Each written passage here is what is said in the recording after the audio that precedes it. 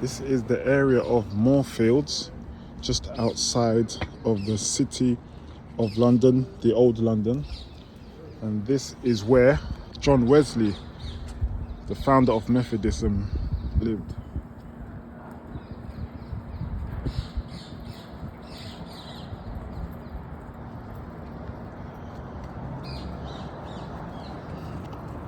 And this is his museum, which I'm about to go in. His chapel.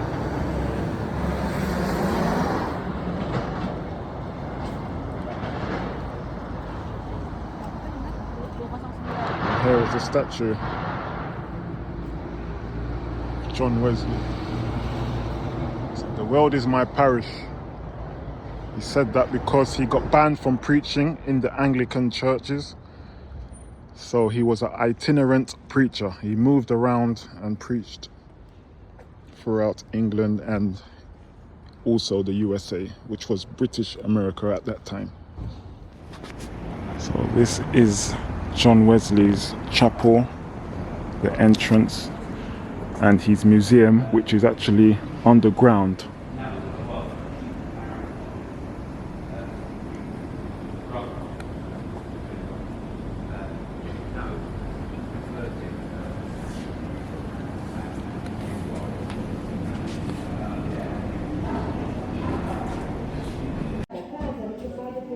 This is how Wesley Chapel looked in the 18th century when it was built. This is inside the museum.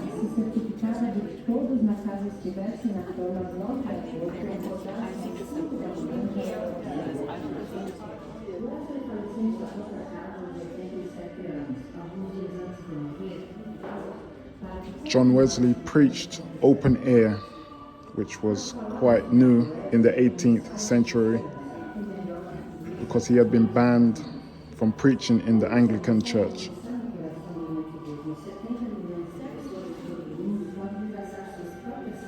And just have a look at the pulpit here. All wood.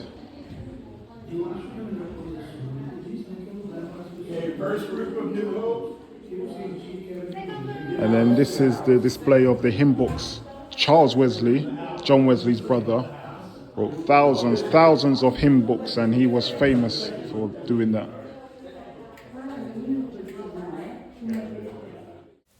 John Wesley was homeschooled by his mother and then went on to study at Oxford University. He was very well educated. He understood and spoke fluently in Hebrew, Latin, and Greek. He was also a great writer. He also influenced the famous British nurse Florence Nightingale, who wrote very admirably about him. Right, and my bounden duty to declare unto all that are willing to hear the glad tidings of salvation. So here is John Wesley's shoes. He's got some leather shoes, and there is no left or right shoe. They didn't have them at this time. And this is a lamp, portable lamp, lantern. That they would use because at night time it was very dark.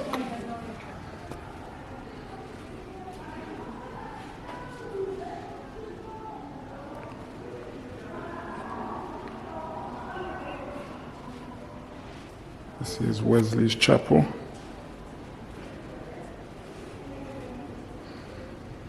It's where they have services here. You can see the pulpit just in front there. That's the fire. The Noah's Ark, the parting of the Red Sea, and because it's in memory of Leslie Weatherhead and Bill Saxton, they were very famous preachers of the day. You'd have to be there early to get to see them.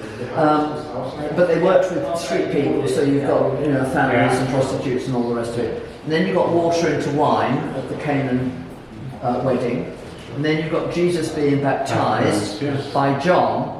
But really, it's in the Thames because that bridge is...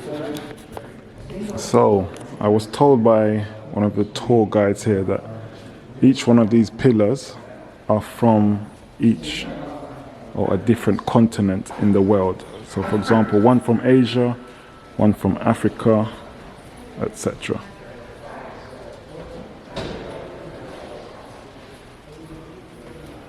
And pews. Back in John Wesley's day, could you believe that you had to pay to sit in the pews? So the closest you sit to the pulpit, the more money you would have to pay. So this was another reason why John Wesley started to preach open air, outdoor, so that those who could not afford to come in to the church building could hear the gospel, could hear God's word being preached. This is where John Wesley lived and died, in this place, small Georgian townhouse. And this is where he hosted preachers that were visiting. They stayed here, and he had some servants, maids that stayed here too.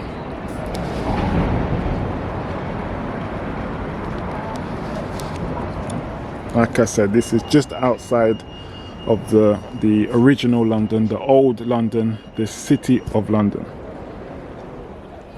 And John Wesley's mother was buried just across the road in this cemetery here. Okay, John. Thank you for watching, and if you want to know more about church history in London, I offered this as part of one of my tours where I talk about William Tyndale, Church of England, how it was formed, Thomas More, how the KJV Bible was formed, Guy Fawkes and King James I, Oliver Cromwell and the Puritans, William Wilberforce, John Newton and Charles Spurgeon, the Prince of Preachers.